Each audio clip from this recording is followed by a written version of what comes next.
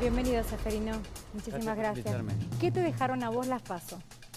Bueno, yo creo que el triunfo del gobierno fue claro, se consolida en la franja central del país, en la zona núcleo, la más desarrollada, está muy bien. Triunfos individuales muy importantes, como el de Carrió, o Cambiemos en Córdoba, San Luis. La provincia de Buenos Aires sí me deja un sabor amargo porque me parece que es una desprolijidad innecesaria. Tendrían que haber terminado de contar. No estoy de acuerdo con que haya empate técnico. Empate técnico es una frase para los sondeos. Es decir, en los sondeos, bueno, podés entrevistar a todos los habitantes de la provincia. Una muestra es esa. ¿Puedo preguntar por qué pasó? ¿Por qué se tomó esa decisión desacertada? No lo sé. El gobierno dice que, bueno, que llegaron hasta donde podían porque lo que faltan son votos de alguna manera observados y que ahora lo que cuenta es el escrutinio definitivo. Pero me parece una desprolijidad haber festejado a las 10 de la noche. Creo que son maneras más propias del kirchnerismo que de Cambiemos. Cometieron el mismo error, yo creo que no fue a propósito, porque el kirchnerismo tampoco quedó bien parado en el 2015 cuando festejaron que ganó Scioli. Fue un error. Astucia. Después tenés periodistas. Pero más que astucias, al contrario, me parece un Pero Seferino, ¿vos crees que de cara a lo que viene, teniendo en cuenta que esta es una primaria y ahora viene octubre, puede llegar a influir en el contrato moral que tiene el votante justamente de Cambiemos con Cambiemos? El hecho de sentir que quisieron truchar o falsear los tiempos. No lo sé, depende. Yo creo que ellos demuestran una voluntad de ganar, que siempre es bueno en un gobierno tiene que querer ganar, pero son astucias del pasado, no son de la nueva política. No sé cómo va a influir porque tiene la suerte del gobierno de que hay muchos periodistas que creen que como lo que importa es ganarle a Cristina, a cualquier modo, no importan los modos, no importan las formas, y me parece que ahí esos periodistas se equivocan porque los periodistas... No importan las formas. Claro, los periodistas que durante el kirchnerismo hicieron plata y fama siendo oficialistas, hoy la están pagando. Es decir, no es un buen ejemplo ser periodista militante.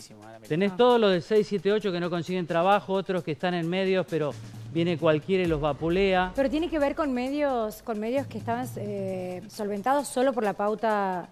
Sí, negocio con plata de pauta oficial. Hay dos cosas para mí. Uno, eso... Yo no me alegro de que haya gente que no tenga trabajo hoy. No, Seferino, ¿vos comparás a alguno de los periodistas militantes con...?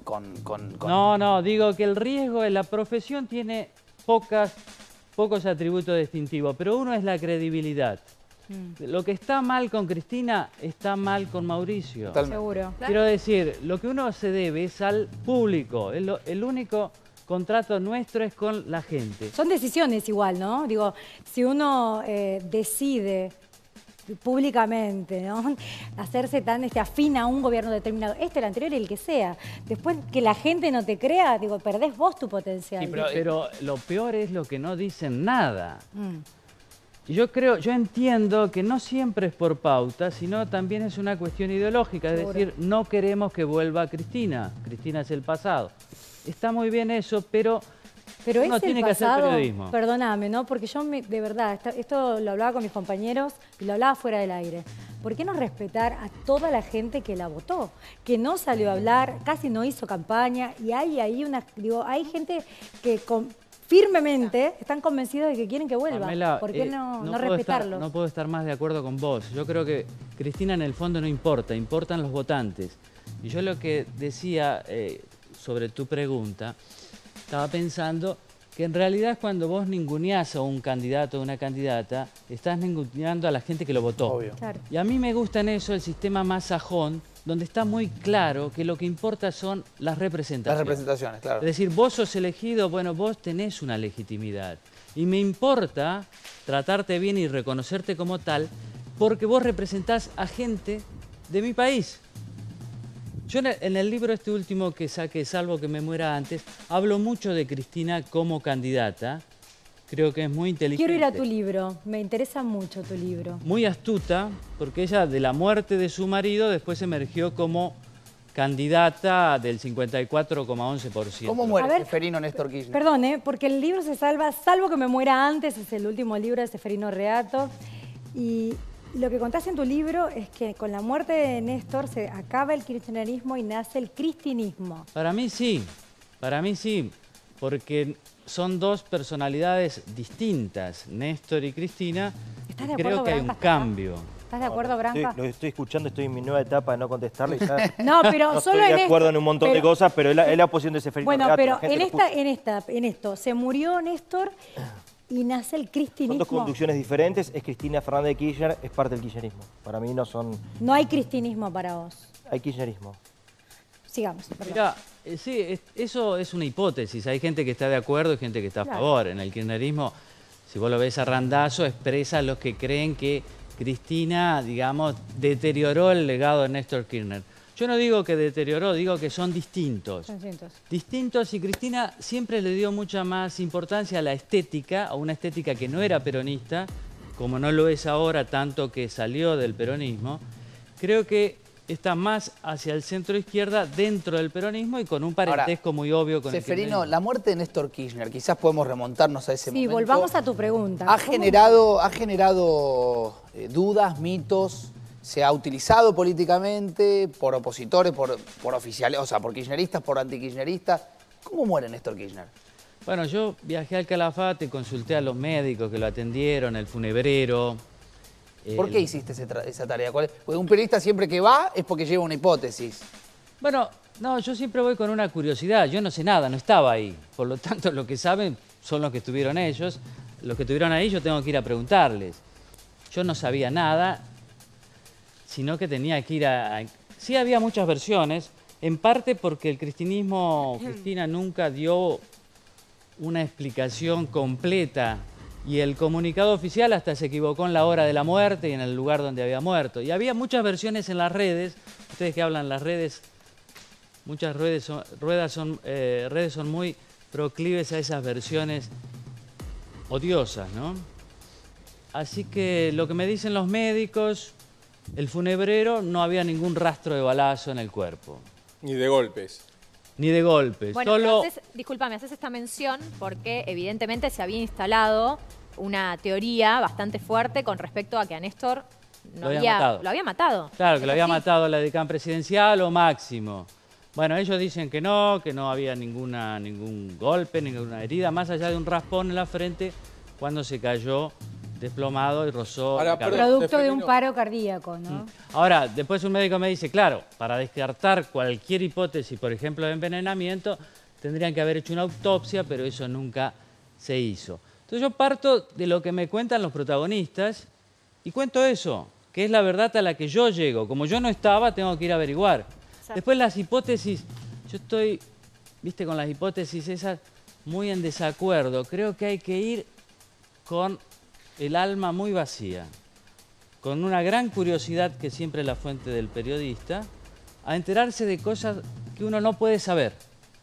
Pero hay que hacer el esfuerzo de ir y no vehiculizar versiones que le hacen mal a mucha gente, porque esto es un tema de la muerte. Lo primero que me preocupé en que sea un tema al mismo tiempo serio, sensible, todos nos vamos a morir, pero nadie quiere, y todos tenemos una experiencia sobre gente cercana, querida, que murió. Ahora, Seferino, yo tengo buena memoria. En su momento se dijo que el infarto de Néstor había sido producido después de una discusión que habría mantenido con Moyano, vía telefónica.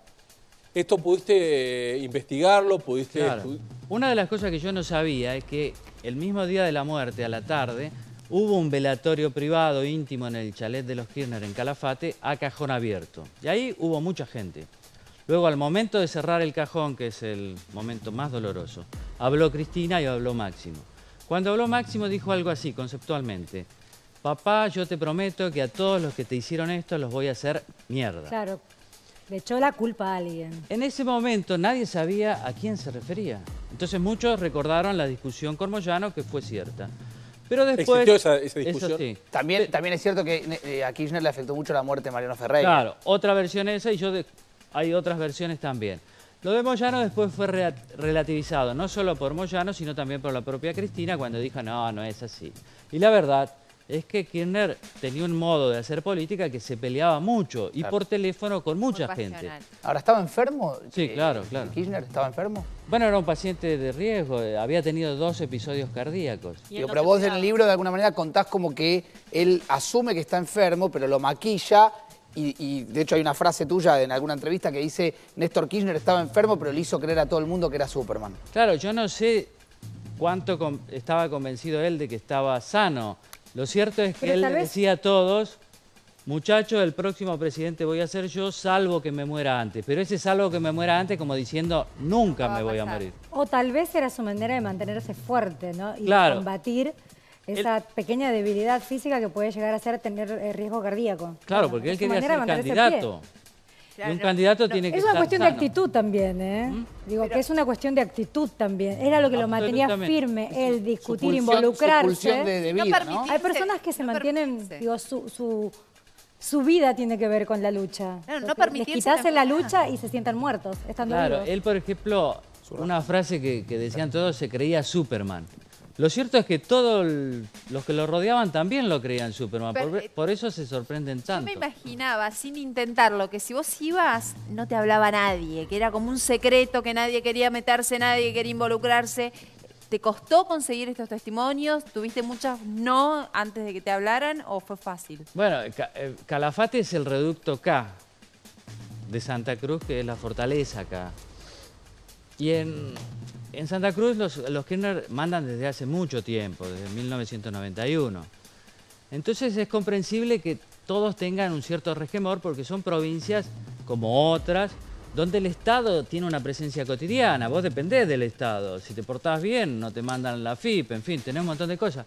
Pero yo encontré 3 fuentes, 3 valientes. Uno, el funebrero de Calafate, que una persona clave. Era el único funebrero y se ocupó del servicio.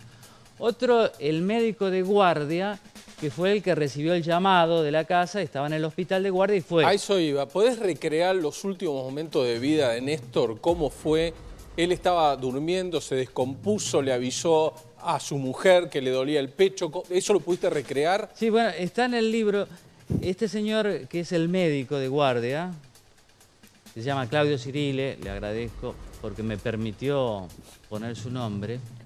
Claro, ellos reciben un llamado, pero él ni siquiera sabía que estaba la presidenta y que estaba el expresidente, porque ni siquiera avisaron al hospital que estaban ellos. Le faltaban 5 minutos para que terminara su turno de 24 horas. Así que se fue sin saber qué había pasado, obviamente. Era una emergencia, ¿no? Era una sabía nada. emergencia, pero ¿No fue con decía... los aparatos que tenía que ir? ¿No fue? Claro, se va con todo lo que llevan en una emergencia. Viste que llevan un enfermero, un maletín. Y lo que él encuentra es lo que él recuerda hoy, que no tenía nada de nada en la casa. Había un médico, miembro de la unidad médica presidencial, pero que ni siquiera era cardiólogo. Y no tenía nada, ni desfibrilador, ni nada. Después sí se inventó que tenía y demás. Pero el médico estaba haciéndole los clásicos masajes. Cuando él le hace el examen de pupila, se da cuenta que está muerto. No, pero no entiendo, pará. Vos decís que el médico que estaba ahí acompañando a la presidenta y al expresidente le estaba haciendo los clásicos masajes para tratar de reactivar Reanimarlo. reanimarlo y él ya estaba muerto. Bueno, lo que dice el médico de guardia O es sea, ¿no que se dio cuenta el médico que cuida a la No, presidenta intentaba. que el expresidente estaba muerto y le estaba haciendo masajes en el pecho? siempre le hacen masaje porque no... Pero si ya está muerto. No, bueno, sí, pero hay momentos que vos Estaba en la tenés cama, que tirado en hacerlo el por piso. una Pero cuestión no tenía de protocolo. desfibrilador, No tenía nada. nada. Nada, él estaba así haciéndole el masaje y él, Claudio Cirile, el médico de guardia, me dice, todavía es tema de comentario nuestro, porque nosotros no podemos creer ni aún ahora un hombre tan rico, porque era rico y era poderoso, no tuviera nada, ni siquiera que le hubieran avisado a ellos para tener algo más armado. Omnipotencia, ¿Dónde tal vez, sucedió, ¿no? Seferino? ¿En el living, en la No, en cocina, el en dormitorio. sobre su cama? Él estaba Claro. durmiendo. Claro, el del dormitorio estaba durmiendo y entonces el médico del presidente le dice hacerle una inyección intracardíaca, que es un método un poquito antiguo, pero bueno, no reacciona y ahí lo llevan al hospital donde tenían sí un shock room, pero era un hospital de pueblo. Ahora, ¿el golpe en la cara o el golpe en la frente que tenía es producto de que él cae de la cama? Sí, y no era muy visible tampoco. Entonces, ¿Qué se sabe de lo que pudiste reconstruir de la otra protagonista de ese cuarto, que es la expresidenta, que obviamente en el momento más extremo de su vida estaba perdiendo a su esposo, a su marido, a su compañero de toda la vida, ¿Pudiste reconstruir algo de eso? Sí. No, ¿hablaste con ella? No. No, ella no quiso ser entrevistada, pero ella estaba, cuando llegó el médico, en el living, o sea, en planta baja. Después sí se unió al médico, a los médicos, al enfermero, en la ambulancia. ¿No estaba con él? ¿No estaba acompañando la situación de reanimación? No, porque estaba el médico del Claro. presidente. Tal vez se lo piden. No, pero digo... Seferino, hablaste de Estaba tres... abajo, el dormitorio Claro. está en el primer piso y ella estaba esperando en el living. Seferino, hablaste de tres valiosas fuentes. Nombraste al funebrero, al médico de guardia y el tercero. El jefe de enfermería de la guardia, que es la persona que organiza todo. Claro, la que me cuenta cómo fue el episodio todo del shock room, ahí estuvieron como 45 minutos. La presidenta estaba sentada en el piso esperando las novedades y todos trabajando sobre el cuerpo del expresidente, ¿no? ¿Branca? Yo entiendo que es periodismo, que es literatura, que es un negocio también. Para muchos, para mí al menos, y calculo para muchos, es un tema bastante delicado. Para mí innecesario, detalles del dolor. A mí me causa mucho dolor escucharlo, que no deja de ser verdad, que no deja de ser ¿Te real. acordás cómo te enteraste, Branca? Es un tema, estaba con Santiago en la radio, estábamos haciendo radio, fue muy triste también. ¿Te enteraste a qué hora? Porque la radio la hacían de 6 a 9 cuando Claro, estaban en estábamos a la Pop. mañana en Pop, ¿Y exacto. a qué hora te enteraste? Porque esto sucedió... Fue un feriado, ¿no? Feriado. Fue el día del censo. Día Claro. del censo. Censo, Claro. no de feriado. 27 de octubre del 2010. Y saber, digamos, y cada detalle y demás, es muy doloroso para muchos recrear todo eso y saberlo. Pero es parte de la Moviliza, historia, ¿eh? ¿no? Es parte de la historia. No, bueno, es parte de la historia. ¿Cuántas todavía- horas? La Perdóname, salud, pero Branca. Branca, la salud y la muerte de un, Sí. de un Pero Branca, expresidente es está casi bien. una cuestión No, de Estado. no estoy diciendo que Fue está mal. televisado. Pero Digo está que es escrito de la difícil. muerte de Perón. Está ¿Qué se bien, puede escribir mucho sobre después. Lo esto? que yo le pregunto a Seferino no fue una crítica, fue digo, me resulta muy difícil escuchar y... Pero y- entendés y- que Es es tu dolor. Es un tema delicado. La salud presidencial es A mí hasta tema me delicado. produce cierto, o sea, me parece hasta como hasta morboso, me parece que es algo innecesario. ¿Y te para mí. parecía morboso que fuera televisado? Que la muerte no fue televisión. No, la muerte no, pero sí todo el tiempo. Digo, ¿cuántas velorio, horas fue el velorio? Fue la despedida de un gran líder y acá. Pero fue morboso para el dolor de los De hecho, que yo lo fui, aman. pasamos, estuvimos en la plaza. Fue un día El muy velatorio triste duró 24 horas, Claro. ella estuvo 13 horas. En cadena histórico. fue. Fue muy doloroso para muchos. detrás ¿Cuántas del horas en micrófono. cadena? 24. Las 24 horas en cadena. Y 13 horas estuvo ella. Creo que el tema es tratar de entender también a los hombres del poder. Uno siempre, yo escribo por lo menos para los lectores y me gusta que los lectores sepan lo que es la política también por dentro. Porque cuanto más sepan de la política, mejor van a poder elegir y mejor van a poder encontrar vías para participar. Por ejemplo, saber que las redes sociales tienen un aspecto negativo, pero son muy importantes porque los políticos la miran todo el tiempo y sus asesores también, hace que la gente pueda usar las redes. Lo de Nisman nos enteramos por Twitter. Digo, por más allá, nosotros llamamos la cloaca Twitter, pero más allá de eso, digo, sirvió como una fuente de información En este- enorme. Tal vez no se hubiera sabido la información en el momento que sucedió. Había mucho porque revuelo. todo se terminó de... Pame, había mucho revuelo en Puerto Madero esa noche, de una u otra manera. La noticia sale por La noticia... Pero salió muy tarde. En este caso, Ahí el periodismo tiene una deuda. En este caso, una cosa que yo muestro es cómo la presidenta, con el dolor del compañero durante más de 35 años, la tragedia personal, pudo convertir esa tragedia en un funeral público televisado que, en términos de la política espectáculo, que es la política que vemos todo el tiempo, no solo en el kirchnerismo, sino también ahora, en términos de esa política espectáculo es una puesta en escena. Pero en Eso ese me momento interesa de dolor, mostrar. ¿crees realmente que alguien lucra con esa situación? No te digo en el post, o sea, en el post, en los meses posteriores, en cómo se construye y cómo el equipo que trabaja o trabajaba con la presidenta construía su imagen. Pero en ese momento se ve una mujer absolutamente devastada. O sea, no se puede dudar de eso, sí. ¿Y quién Digo, duda? pregunto. Yo digo, obviamente que le dolía, pero al mismo tiempo... Estaba tiene- construyendo... No. Tiene Dijiste hasta una quién- tarea de responsabilidad Seferino. política. Quiero aclarar, Sí. la responsabilidad política es muy importante y para eso tenés que ser frío. Vos no podés reaccionar como reaccionaría yo o vos si tenés una responsabilidad siendo la presidenta. La imagen que ella pasa es una imagen de una viuda sufriente, pero al mismo tiempo responsable, capaz de cargarse el país al hombro. Y eso es la que la gente ve, la gente le da 20 puntos de imagen positiva. Branca. Eso es una construcción. Yo he hablado con todas las personas que la han ayudado. es una construcción... A construir esto que estás Y mencionando. sí, todo es una elección. Vos elegís algo y no elegís otra cosa. Vos estás parada detrás de un cajón cerrado, el cajón está cerrado y no está abierto, quiere decir algo. A ver, de verdad, porque para mí esto es apasionante. Y si estás interesado, lo podés comprar. El libro se llama Salvo que me muera antes y cuenta todos estos detalles, Seferino, que son tu percepción, o además hay datos, más allá de los datos concretos de las fuentes que me decís, pero en cuanto a la puesta en escena, porque es fuerte. ¿Sabe? El maestro de ceremonia fue Javier Grossman, que es un director teatral muy experimentado, muy inteligente, que no viene del peronismo, es de Pero izquierda. perdóname, yo no soy kirchnerista. Por lo menos la palabra branca, es muy fuerte lo Sí. que estás diciendo, Seferino. Porque estás hablando de una puesta en escena, estás hablando de un maestro de ceremonia, estás hablando como una ficción. Está hablando de Pero eso política. pasó, Estoy hablando de No, historia. no, política Javier, es esperá, así. pero yo no entiendo nada de política. Branca sí, yo no entiendo. Y te repito, Tenemos no que soy cerrarlo. kirchnerista. ¿Puedo escuchar a Branca? Porque acá me van a matar. Quiero completar Yo te- esto. Sí. Me llamaba la atención, quería preguntarle brevemente. Sí. Seferino Reato fue uno de los más crueles opositores al gobierno kirchnerista. No tanto. Sí, ha sido Periodismo. muy hiriente con el kirchnerismo. Y hasta ¿En qué? notos ¿En qué, por ejemplo? No, histórica, en los últimos años, la discusión mientras Cristina era muy ¿Pero de hiriente. qué? ¿De que robaron Quería- todo? No fui yo el Bueno, por eso principal. ha sido de los más bravos opositores periodísticos bravo que ha tenido puede ser. Cristina, para ser más. Entonces, mi pregunta es, ¿qué te motivó a vos a escribir este libro siendo el odio que le tenés al kirchnerismo? Y si si lo que yo noto, te lo han dicho, que noto hasta cierto cinismo y goce con hablar todo esto de la puesta en escena. Pero lo podés contestar después, Sí, te voy claro. a vender. Y mientras tanto, yo en lo que hablaba Branca, yo entiendo las pasiones también y el dolor que te puede generar escuchar cuando no pensás lo mismo. Pero a mí me pasa con Seferino, que leí Disposición Final, que cuesta encontrar, no hay más en las librerías, no se consigue, pero es un gran libro que te animaste en un momento donde nadie se animaba a contar la otra parte de la historia.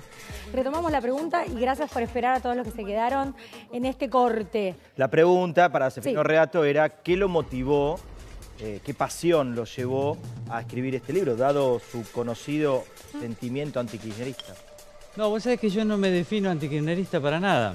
Es decir, yo creo sí que cuando a mí me dicen, mirá, sobre este tema no conviene escribir, me dan ganas de escribir.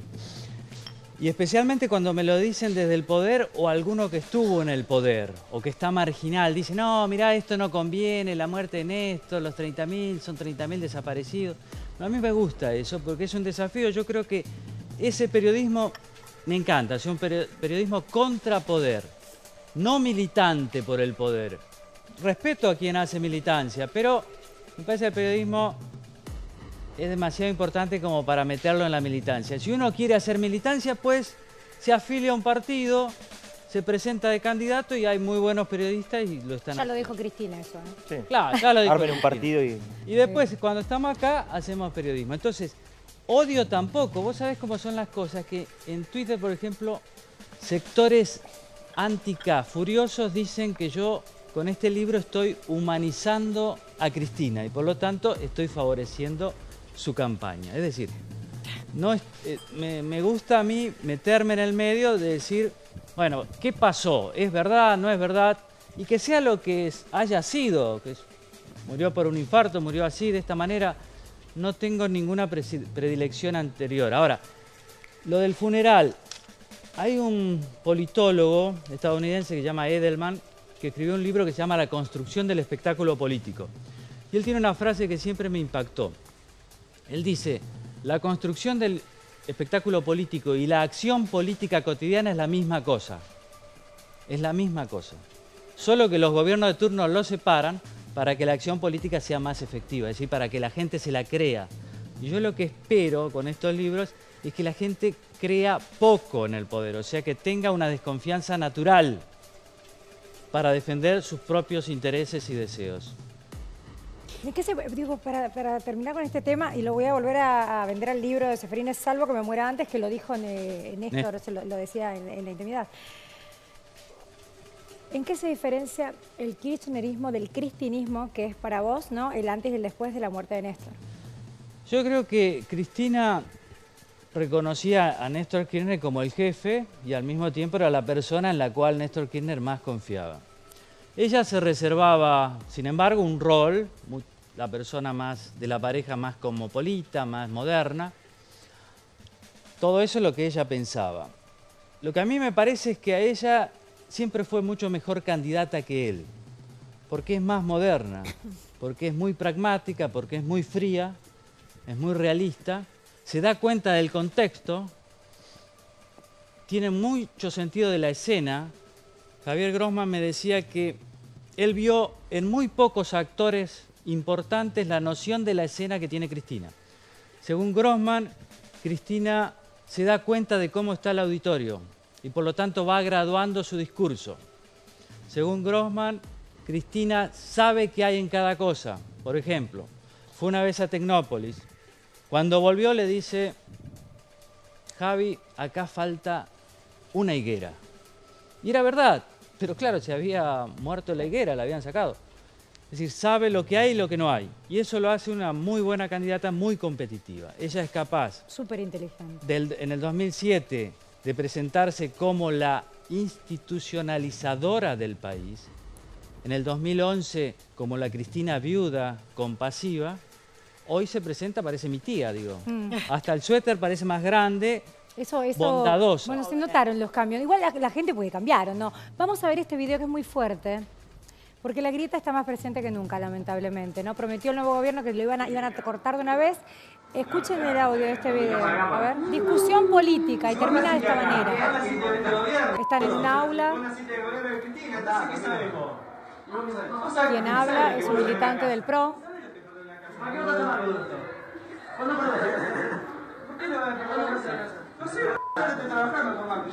No se puede discutir hoy, digo, no se puede tener una opinión diferente. Es un aula. Mira. Es muy violento. Es muy violento. Es muy violento. Es muy violento, pero pasó. Es una realidad, ¿eh? ¿Branca? Los violentos son los kirchneristas. No, digo, la verdad que esto es pasa. en general la violencia, ¿no? La grieta existe. La grieta buena es cuando existen las diferencias de opinión, no la violencia. Yo creo que la grieta exista. Yo quiero diferenciarme de ciertas personas y estoy feliz cuando no soy ciertas personas y a mí lo mismo le va a pasar conmigo a otro. Cuando existen una oposición, digamos, dos visiones diferentes, está bueno. No está bueno cuando en el medio hay violencia.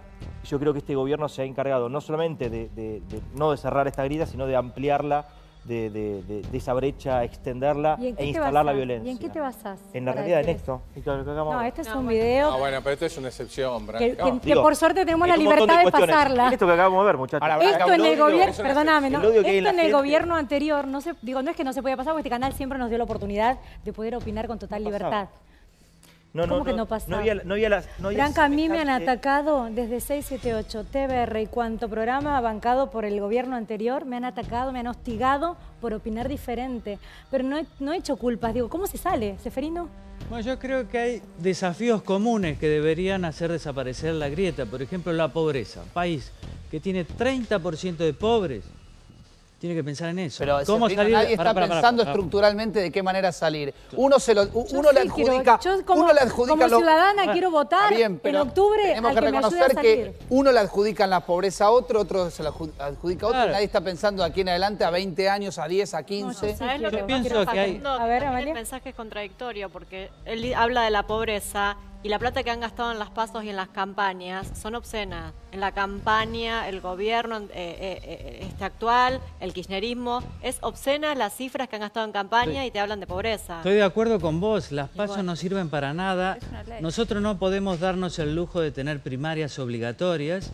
No existen en ningún lugar del mundo que sean obligatorias, que sean pagas. Gastamos 3.000 millones de pesos, muy fácil. Con en un esto. 30% de pobreza. Además, debo decir El que orden de también las todos prioridades, los medios Sí.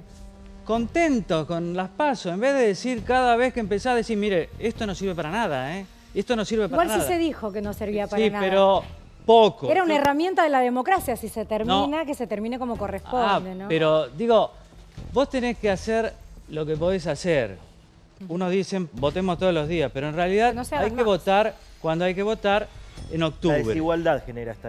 Sí. Cuando hay muchos muy pocos beneficiados impotencia. y muchos perjudicados. Cuando Y cada existe vez esa hay más. brecha, Sí, señor.